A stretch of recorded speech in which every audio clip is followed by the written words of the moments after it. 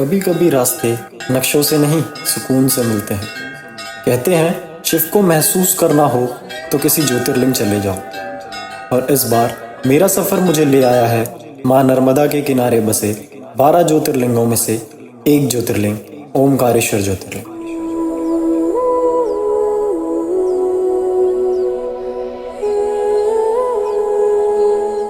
कहते हैं यहाँ सिर्फ मंदिर नहीं, शिव का एहसास मिलता है। नर्मदा की लहरें, घंटों की आवाज़ और पहाड़ों के बीच बसा ये धाम, हर चीज़ एक अलग शांति देती है। तो चलिए शुरू करते हैं एक ऐसे सफ़र को जहाँ कंपास भी रुक जाए और दिल सिर्फ शिव की ओर मुड़ जाए।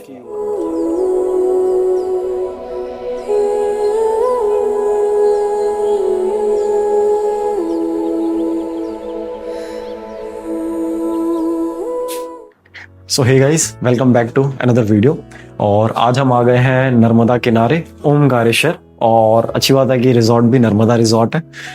ये टीवी है, ये बेड है, कुछ इस तरीके का एक बैकग्राउंड है, ये कुछ पॉइंट है और ये अपने टैब वगैरह, लैपटॉप वगैरह, एक यहाँ पे सीनरी है, अलमीरा और ये प्लस वॉशरूम कुछ इस तरीके का है।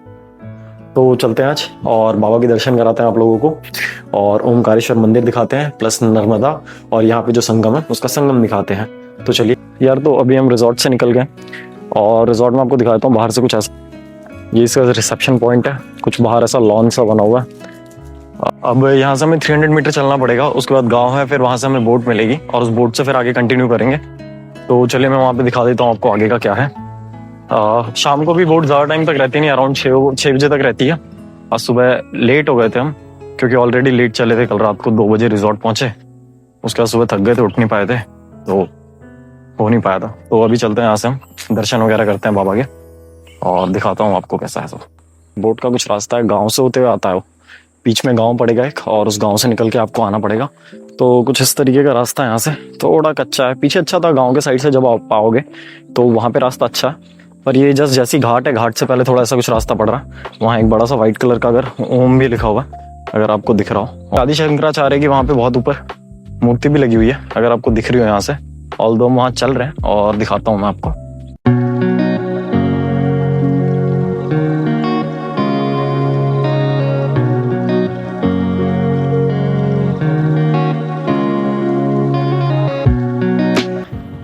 भैया उस साइड जाएगी क्या बोट?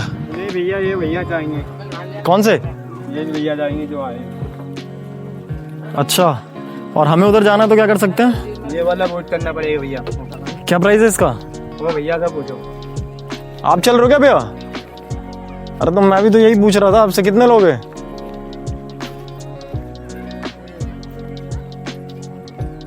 यार तो ये वाली वोट है, देखते हैं। भैया तो बोल रहे हैं, बता दो भैया क्या है।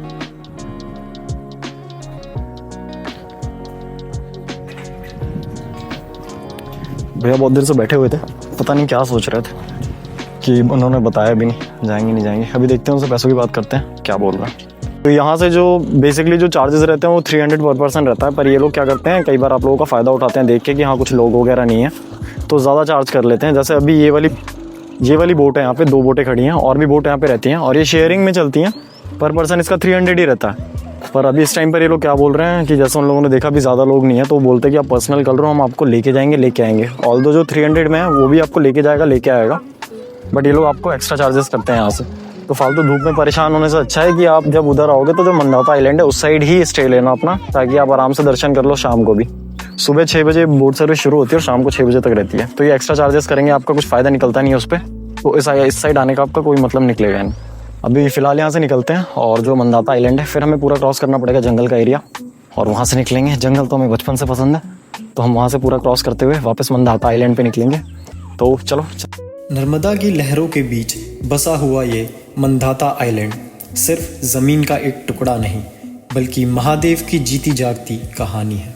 और तो और देखिए, 12 ज्योतिर्लिंगों में से मात्र एक ऐसा ज्योतिर्लिंग है जहाँ खुद माँ नर्मदा आकर महादेव के चरणों को स्पर्श करती है।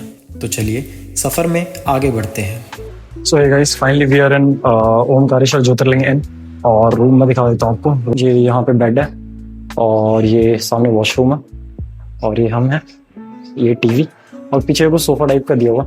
पेंटिंग्स बहुत अच्छी अच्छी लगाई हैं इन लोगों ने और बैठ कर। तो चलते हैं आज ओमकारेश्वर देखते हैं और दिखाते हैं आप लोगों को कैसा है। काफ़ी अच्छी जगह है, तो चलिए।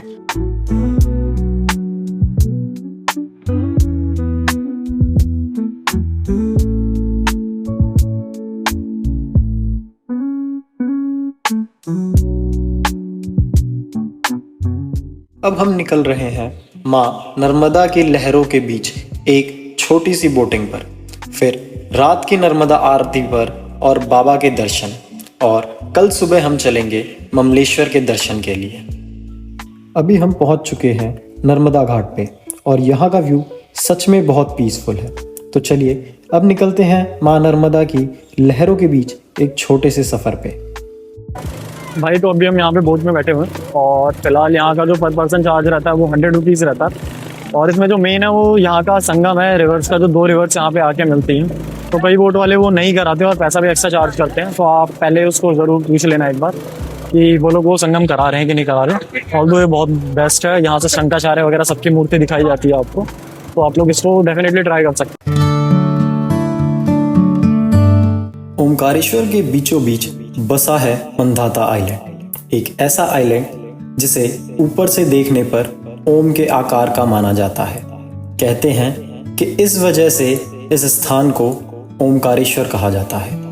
पुराणों के अनुसार यहाँ राजा मंधाता ने भगवान शिव की कठोर तपस्या की थी। उनकी भक्ति से प्रसन्न होकर महादेव स्वयं यहाँ ज्योतिर्लिंग के रूप में प्रकट हुए। तभी से आइलैंड को मंधाता आइलैंड कहा जाता है। नर्मदा नदी की शांत धाराएं, घाटों की घंटियां और मंदिरों की गूंज, यहाँ पर कदम कदम पर आस्था और इतिहास साथ चलते हैं। ऐसा माना जाता है कि ओमकारेश्वर उन चुनिंदा ज्योतिर्लिंगों में से है जहाँ नदी सीधे मंदिर और आइलैंड को अपने आंचल में समेटे हुए बहती है। दिन में भक्तों की भीड़ और शाम होते ही नर्मदा आरती का वो दिव्य माहौल मंधाता आइलैंड की वाइब को और भी खास बना देता है। शायद इसलिए लोग कहते हैं ओमकारेश्वर सिर्फ देखा नहीं जाता, महसूस किया जाता है। मंधाता आइलैंड के चारों तरफ बस घाट ही घाट है और हर घाट की एक अपनी अलग कहानी है। कहीं शांति मिलती है तो कहीं नर्मदा आरती की गूंज। ओमकारेश्वर को समझना हो तो सिर्फ मंदिर नहीं, इन घाटों पर भी वक्त बिताना पड़ता है। जैसे जैसे रात होने लगती है, ओमकारेश्वर की रोशनी और भक्ति दोनों बढ़ने लगते हैं। दिन भर शांत बहने वाली मां नर्मदा रात की आरती में जैसे जीवित से लगने लगती है। ओमकारेश्वर की रात और मां नर्मदा की आरती दोनों मिलकर दिल को एक अलग ही सुकून देते हैं।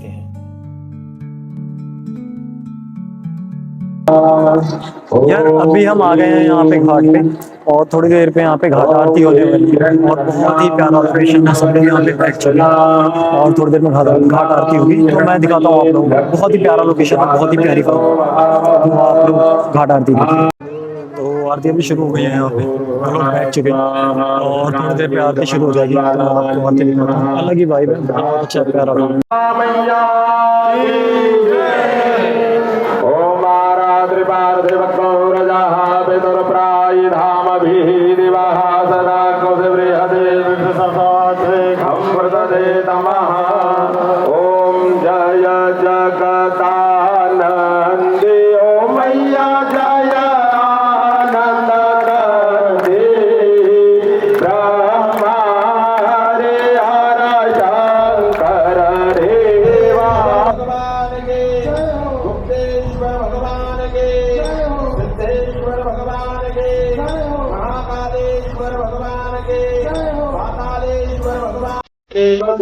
भाई क्रेजी था बिल्कुल, इतनी प्यारी आरती, बिल्कुल गूज़बम्स आ गए थे। अब बिल्कुल महसूस कर सकता हूँ इस चीज़ को, बहुत ही प्यारी आरती थी।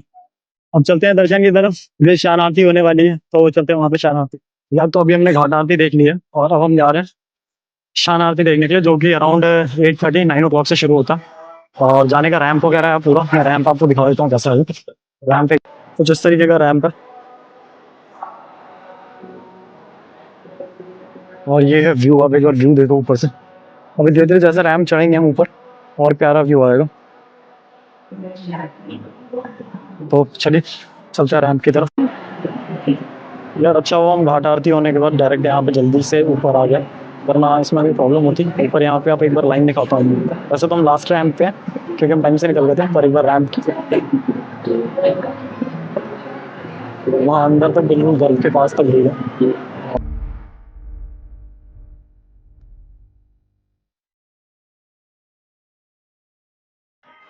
इस तरह की कुछ भीड़ है। आप हाथों के हमने से ज़्यादा कम भीड़ होगी, बट शरणार्थी के लिए भी लोग बिल्कुल तत्पर हैं, तो उस टाइम में भीड़ है काफ़ी। यार एक बार दीवारें देख रहा हूँ, कितनी पुरानी दीवार है, उस पर क्राफ्टिंग देखो, कितनी प्यारी क्राफ्टिंग है पूरी।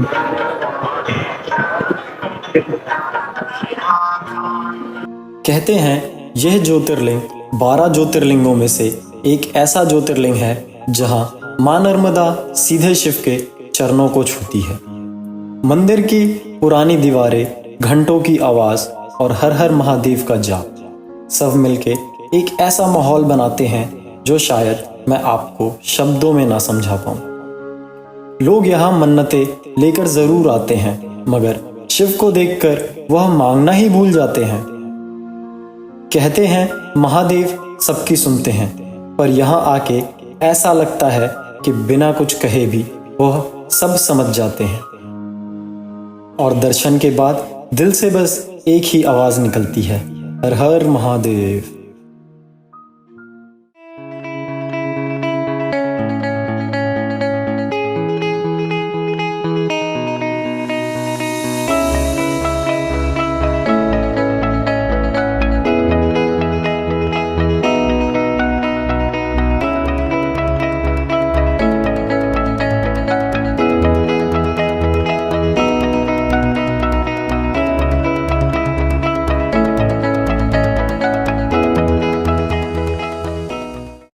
यार तो अभी यहाँ पे ओमकारेश्वर बाबा की हमने दर्शन कर लिए हैं, और यहाँ पे आप लोग आरती नहीं देख सकते। जितनी भी आरती है वो गुप्त आरती होती है, तो यहाँ पे जब आप लोग सिर्फ दर्शन कर सकते हो। यहाँ पे जो आरती होंगी उस टाइम नहीं दिखाया जाता किसी को भी।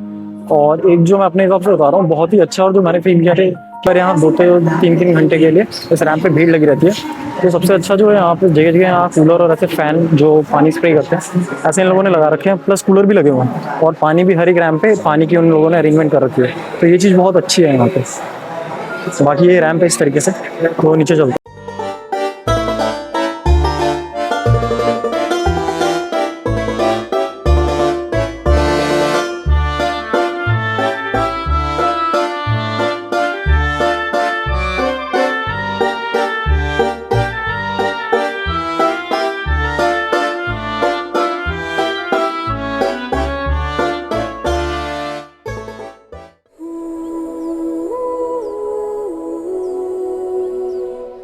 शाम धीरे धीरे नर्मदा के किनारे उतर रही थी। लोग यहाँ अपनी विशेष लेकर आते हैं, कोई शांति ढूंढने, कोई जवाब ढूंढने, और कोई बस खुद से मिलने। मैं भी कुछ देर बस यहीं बैठा रहा। फिलहाल इस सुकून भरी शाम को यहीं ख़त्म करते हैं, नर्मदा की लहरें और ओमकारेश्वर की यादें साथ लेकर। अब चलते हैं थोड़ा आराम करने, क्योंकि कल सुबह एक और पवित्र दर्शन हमारा इंतज़ार कर रहा है, ममलेश्वर ज्योतिर्लिंग टेम्पल।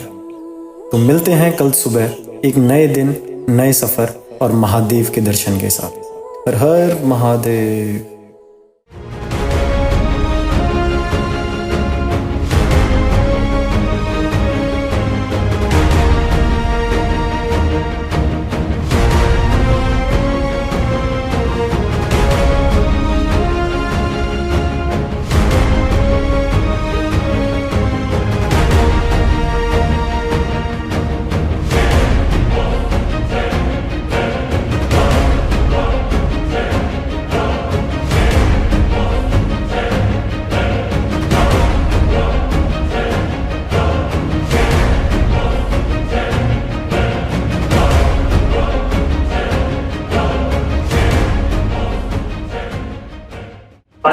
तो भाई अभी हम ममलेश्वर आ गए हैं, और कहते हैं जिसने ओमकारेश्वर के दर्शन किए और ममलेश्वर के दर्शन नहीं किए तो दर्शन अधूरी होती है।